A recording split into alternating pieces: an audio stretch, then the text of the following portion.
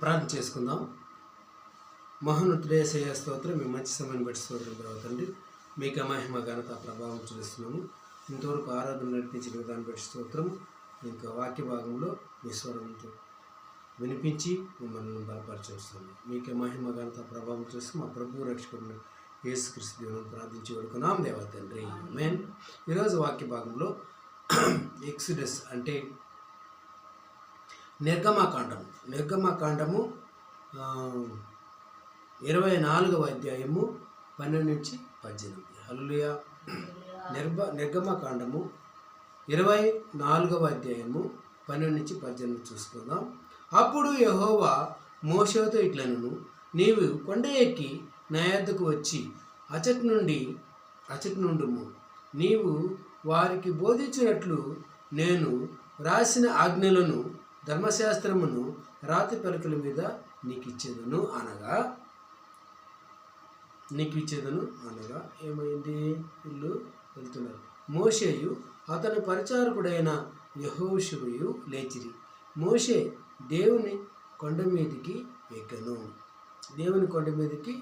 మోషే ఎక్కెను. ఇప్పుడు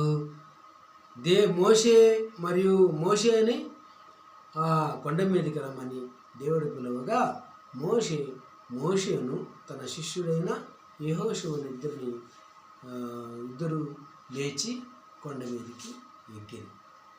అతడు పెద్దలను చూచి, మేము మీ యొద్దకు వచ్చే వరకు ఇక్కడనే ఉండుడి. ఇదిగో అవరోను హూరును మీతో ఉన్నారు. ఎవరికైనాను వ్యాజ్యమున్న యెడల వారి యొద్దకు వెళ్ళవచ్చునని వారితో చెప్పాను. ఇంకేమైనా మీకు తగాదాలు ఏమైనా ఉంటే వారు ఉన్నాడు, మరి హూరు ఉన్నాడు, వాళ్ళ దగ్గరికి వెళ్ళాలని చెప్పేసి బాధ్యతలు కూడా అప్పగించేసి బయలుదేరేసినారు.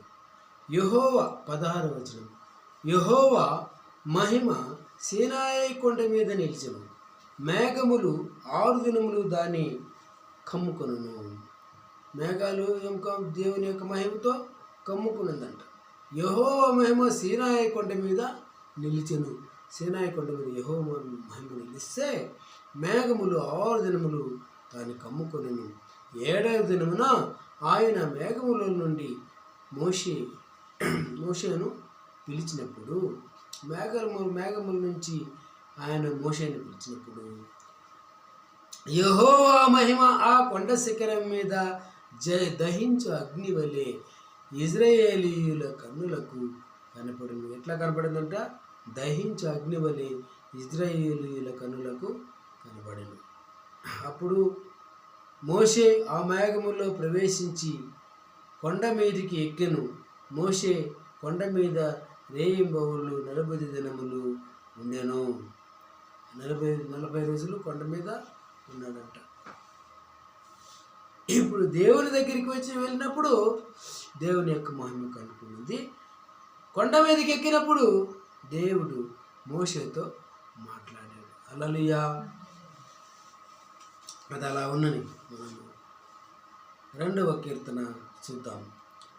అన్యజనులకు ఎలా అల్లరి రేపుచున్నారు, జనములు ఏ వ్యర్థమైన దానిని తలంచుచున్నవి. హల్లెలూయా. అన్యజనులు ఎలా అల్లరి రేపుచున్నారు. అన్యజనులు అంటే ఎవరైతే దేవుని వెంబడించారు వాళ్ళు కాకుండా మిగిలిన వారు. జనములు ఎలా వ్యర్థమైన దాన్ని తలంచుచున్నవి. ఈ జనాలు ఎందుకు వ్యర్థమైన గురించి ఆలోచన చేస్తున్నారు? అభిషిక్తుని గురించిన కీర్తనల్లో ఇది మొదటిది. 2వ కీర్తన 2 అభిషిక్తుడు అయినటువంటి యేసు ప్రభువు గురించిన రాసినటువంటి కీర్తనల్లో మొట్టమొదటిది అని చెప్తున్నారు. ఇలాంటి కీర్తనల్లో అతి ప్రాముఖ్యమైనవి కీర్తన 16, 22, 40, 45, 69, 72, 89, 110. ఈ కీర్తనలంతా యేసు ప్రభు గురించి మాట్లాడినటువంటి కీర్తనలు.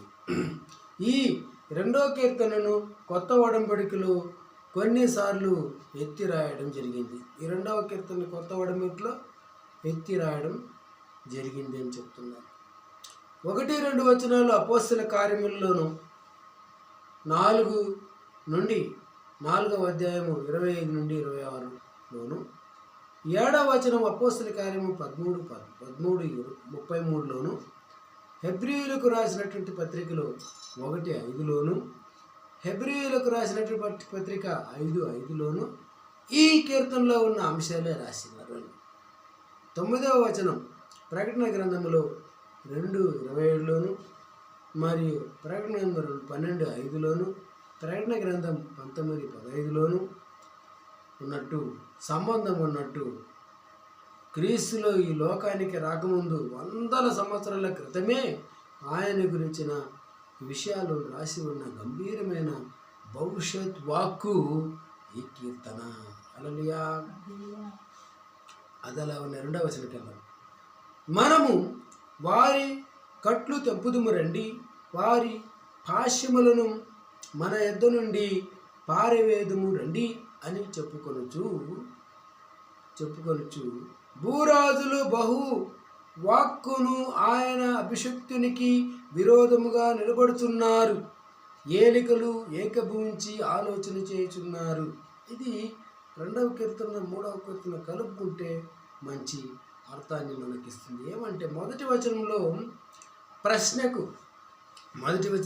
ఉన్నటువంటి ప్రశ్నకు మొదటి ప్రశ్న ఏంటి, వాళ్ళకు ఈ ప్రశ్నకి జవాబు 2వ వచనంలో దొరుకుతుంది. మొదటి వచనంలో ప్రశ్నకు ఇక్కడ జవాబు ఉంది. ప్రజలను పరిపాలకులే రెచ్చగొడుతున్నారు. వెలుగు సత్యం పవిత్రతలకు వీటన్నిటికీ రూపుదాల్చిన దేవునికి వ్యతిరేకంగా వారు పాత ఒడంబడికలు ఈ వచనంలో పరిపాలనకు వ్యర్థంగా కుట్ర పొందుతున్నటువంటి ఈ విశ్వాసానికి నిజ ప్రభు అయిన యెహోవాకు ఆయన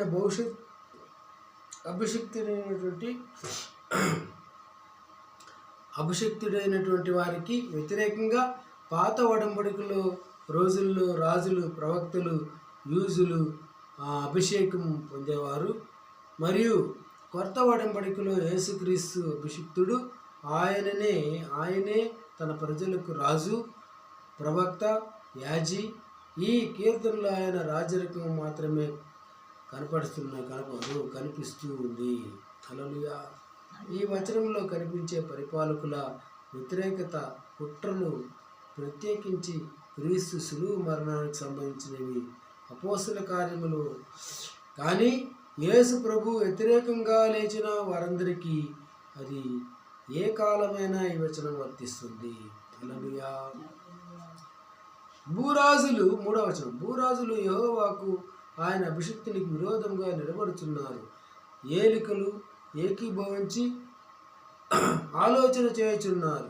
తిరుగుబాటు పాపం నిండిన మానవ హృదయం అసలు రంగు ఇదే. పాపంలో పడిన మానవులకు దేవుడు, ఆయన అభిషిక్తుడు తమను ఏలడం ఇష్టం ఉండదు. వారికి ఇష్టం వచ్చినట్టు చేయగోరుతారు.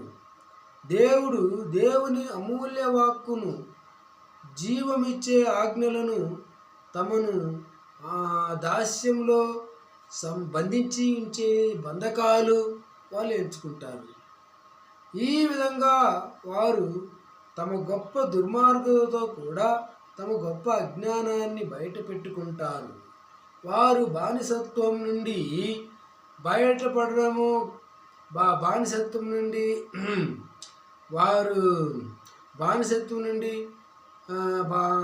రక్షణ అనేది వాళ్ళు బానిసత్వం అనుకుంటారు. ఘనమైన స్వతంత్రం అనుకుంటారు. స్వతంత్రం అనుకునేదే మంచి స్వాతంత్రం అనుకుంటారు. అయ్యో, వారు నిజదేవునికి విరోధంగా తిరగబడి ఆయన వశం అధికారం నుంచి దూరం కావాలని చూచే పతిత మానవ లోకమంతటికి వచనంలో ఉన్నవారు ప్రతినిధులుగా ఉన్నారు. అభిషిక్తుడైన యేసుప్రభు పట్ల వారి తీరును బట్టి ఈ విషయం రుజువవుతుంది. హల్లెలూయా. ఆకాశమందు ఆసీనుడగు వాడు నవ్వుచూ ఉన్నాడు. ప్రభువు వారిని చూచి అసహించుకుంటున్నాడు. హల్లెలూయా. హల్లెలూయా. ఆకాశమందు ఆసీనుడకు వాడు నవ్వుతా ఉన్నాడట. ప్రభు వారిని చూసి ఆశ్రయించుకుంటున్నాడు. ఆకాశమైందో ఆసీనుడైనటువంటి ఎవరు?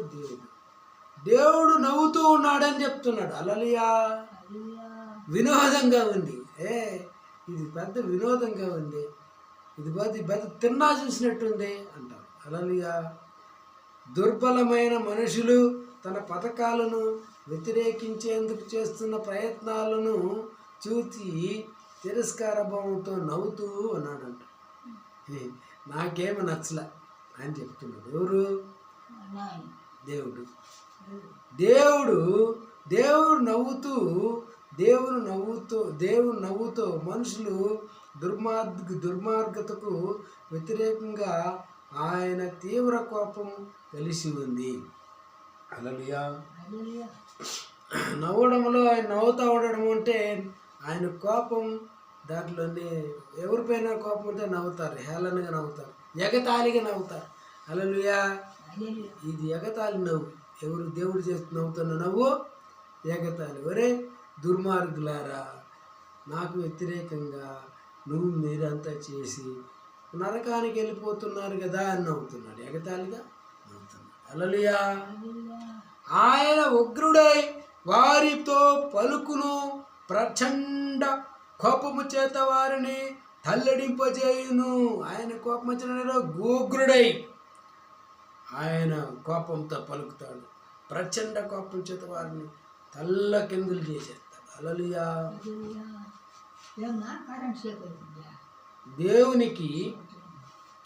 దేవునికి ఆయన అభిషిక్తుడు ఆయన యేసుక్రీస్తుకు వ్యతిరేకంగా పోరాడే వారందరి మీదకి ఆయన కోపం సంపూర్ణంగా దిగి వస్తుంది. హల్లెలూయా. నేను 6వ వచనం, నేను నా పరిశుద్ధ పర్వతమైన సీయోని మీద నా రాజును ఆసీనిగా చేసి ఉన్నాను.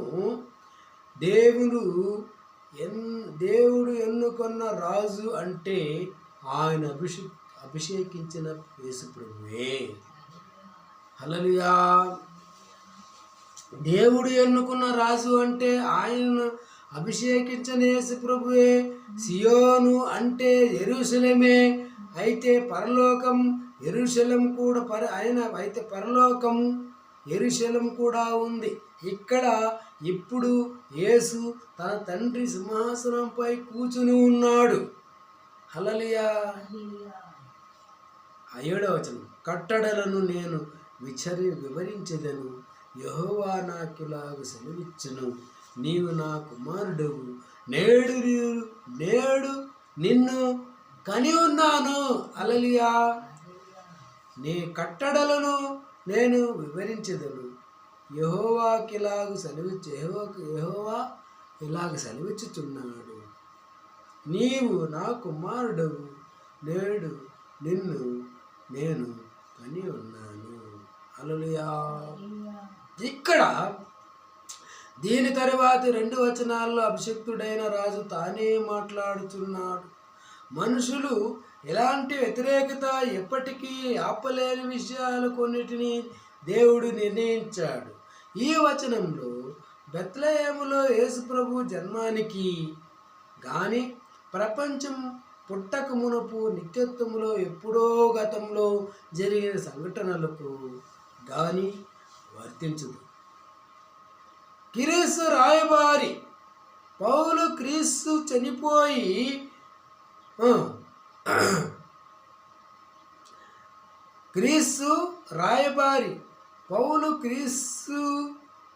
పౌలు క్రీస్తు చనిపోయిన వారిలో నుంచి సజీవంగా లేచిన సందర్భంలో ఈ వచనాన్ని ఎత్తి చెప్పాడు.